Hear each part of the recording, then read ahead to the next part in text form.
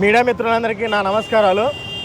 ఏదైతే మొన్న TV5 debate ఛానల్లో ఆంధ్రప్రదేశ్ పరిరక్షణ సమితి అధ్యక్షులు కొలిక్పూడి శ్రీనివాసరావు గారు రాంగోపాల్ వర్మ అలియాస్ రాసలీల వర్మ అనే వాడి తల తెస్తే ₹1 ఇస్తానన్నాడు. ఆ మాటల నిర్దేశం ఏంటంటే ఏదో వ్యక్తిగతంగా నిండే మాటలు కాదు, ఆయన ఆవేదనతోనూ బాధతోనూ నిండే మాటలు. రాంగోపాల్ వర్మ విషయానికి వస్తే చూడండి, ఒక కల్పిత పాత్రలతో క్యారెక్టర్ అసోసియేషన్ చేస్తూ టీడీపీ పార్టీ కానీ జనసేన పార్టీ నాయకులు కానీ వాళ్ళ వ్యక్తిగత విషయాలను తీసుకొస్తూ వాళ్ళ క్యారెక్టర్ని అసోసియేషన్ చేస్తూ ఈరోజు సినిమాలు తీస్తూ శాంతి భద్రతలకు విఘాతం కలిగిస్తున్నాడు. ఆయన నేపథ్యం చూసుకుంటే ఏదో సినిమా అవకాశాల కోసం వచ్చిన మహిళల్ని క్లబ్బులకి బర్త్డే పార్టీలకంటూ ఆహ్వానిస్తూ వాళ్ళపైన వెకిలి చేష్టలు చేస్తూ అసభ్యంగా తాకుతూ బ్యాడ్ టెస్టింగ్ చేస్తూ వాళ్ళని తీవ్రంగా ఇబ్బంది పెడుతున్నాడు.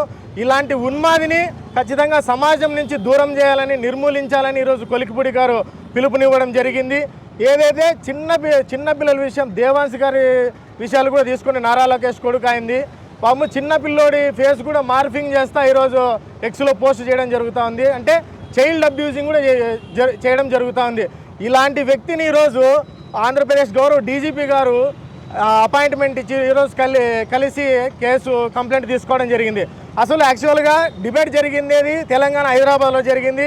ఆర్జీబీ హైదరాబాద్లోనే ఉంటారు, కొలిక్పూడి గారు కూడా హైదరాబాద్లోనే ఉంటారు. అసలు అక్కడ జూబ్లీ హిల్స్ పరిధి పోలీస్ స్టేషన్లో కంప్లైంట్ ఇవ్వకోకుండా వచ్చి విజయవాడ డీజీపీ కార్యాలయంలో ఇవ్వడం అంటే దాంట్లో ఎంత అంతర్యం దాగుందో మీరు తెలుసుకోవాలి, ప్రజలు తెలుసుకోవాలి, ఆంధ్రప్రదేశ్ తెలంగాణ ప్రజలు తెలుసుకోవాలి. ఈరోజు మాకు ఇంకో సందేహం కూడా వస్తుంది. వ్యూహం సినిమాకి ఎవరు పెట్టుబడి పెట్టారు?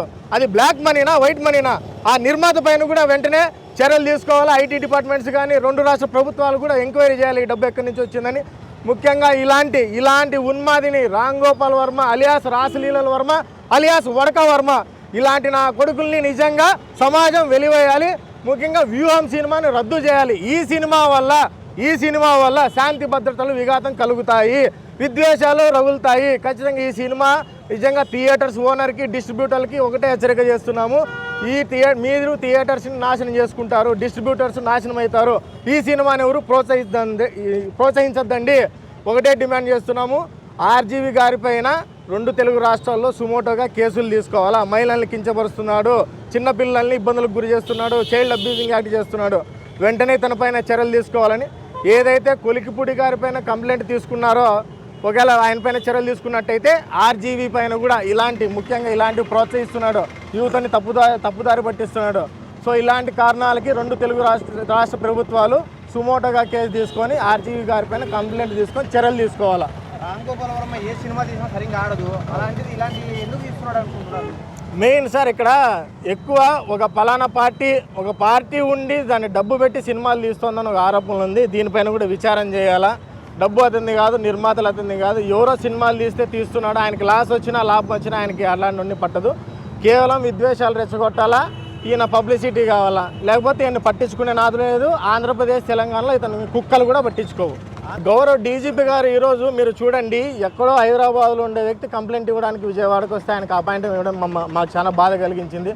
ఎన్నో కేసులు రీత్యా చాలామంది డీజీపీ గారిని కలిసి కంప్లైంట్ ఇవ్వాలని ప్రయత్నం చేస్తే ఇంతవరకు అపాయింట్మెంట్ కూడా దొరకలే.